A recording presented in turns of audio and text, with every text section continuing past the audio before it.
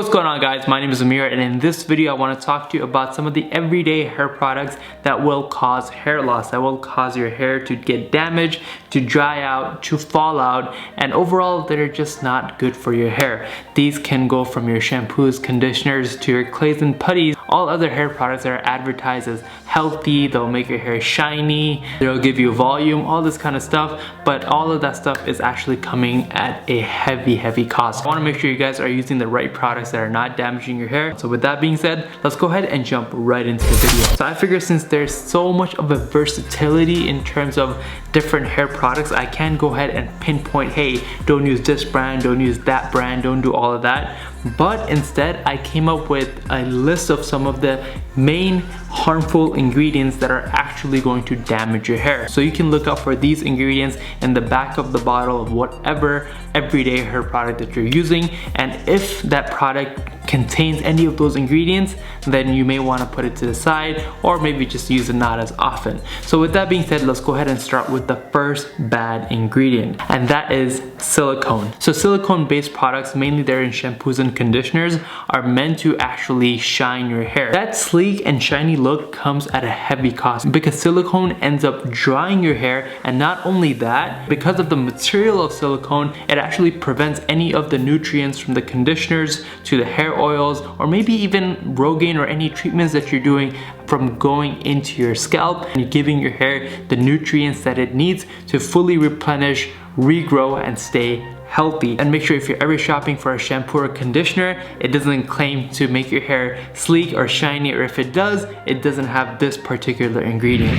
Number two are alcohol-based products. Alcohol is not only good for your body, but it's also very bad for your hair. You tend to find alcohol in mainly some of the cheaper hair products, hair styling products like gels, pomades, putties, and mainly hairsprays. When you spray hairspray on your hair, you may even be able to smell it. Although that may give you an amazing hairstyle, but alcohol actually ends up damaging your hair and drying it out, and that chemical itself is so harsh it will cause your hair to fall out. And when it comes to hairstyling products, I use the Flux pomade by Project & Co, which is, again, shameless plug, pomade that I personally created. My whole goal was to create a light hold pomade that's not only gonna help me style my hair and keep my hair in a direction that I want all day long, but also give my hair the extra nutrients that it needs to stay healthy, to regrow, and stay hydrated throughout the entire day, and promoting my hair growth and preserving naturally healthy hair. If you're in the market for a good hair product, highly recommend using the Flux pomade by Project & Co. Number three, sulfate. Sulfate is a common ingredient that you find in dishwashing soaps. The reason why sulfate is in dishwashing soaps is because it helps clean the dirt and the grime and the sticky and the greasy stuff on plates, on dirty plates, faster and more efficiently. And unfortunately, most shampoos contain sulfate. And when you have a sulfate based shampoo, it goes ahead and extracts all the grease, the dirt, and grime out in a very harsh way, which results in damaging your hair every time you wash it. I personally don't think that your hair should be taking a hit every time you're shampooing your hair, because that's just not right? So that's why I always recommend people investing in a slightly maybe a more pricier shampoo, but it's well worth the investment. It's actually supposed to help you promote your hair growth, and that's actually what these mainstream shampoos like Pantene and Garnier advertise, but unfortunately they do the complete opposite. The shampoo I use is called Pure Biology. It's not as harsh, and it's actually a hair growth shampoo, so it has some of the good ingredients that I need to promote hair growth. Number four are hair products that are Stronghold, or when they claim Stronghold and they're literally too strong of a hold. I know with us guys who have thinner hair, we want to have a Stronghold product, because most hair products that have that same light hold, medium hold, your hairstyle just ends up falling apart because it's not strong enough. The problem with a Stronghold product, and why it will actually even make your hairstyle look worse, is because these products are very heavy, and when you mix a heavy product with thin hair, your hairstyle is gonna go from this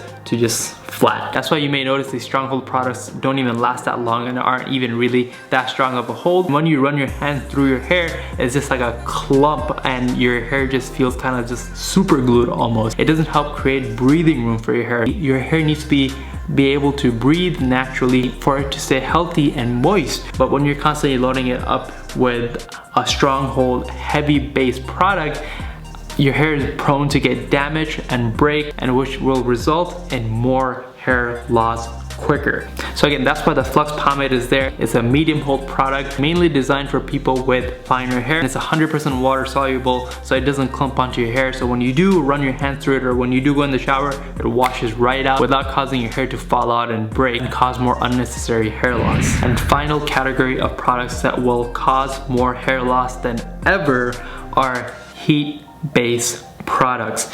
If you're using a blow dryer at maximum heat, or if you're using a curling iron, if you're using a flat iron, or even if you're taking hot showers, any form of high heat on your hair is bad. Heat is your kryptonite. That's why even if I ever go into the shower, I make sure the water is on a medium to cool setting. If I'm ever in an occasional mood to blow dry my hair, again, I make sure it's on a medium to cool setting.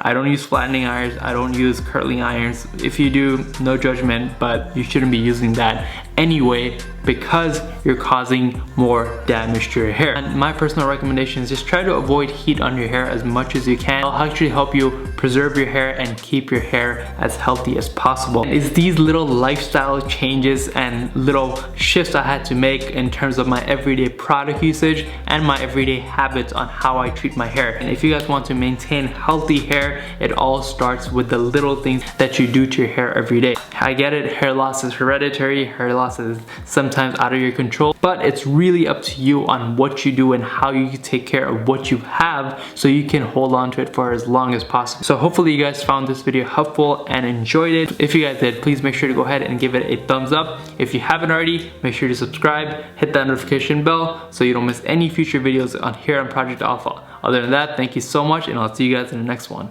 Peace.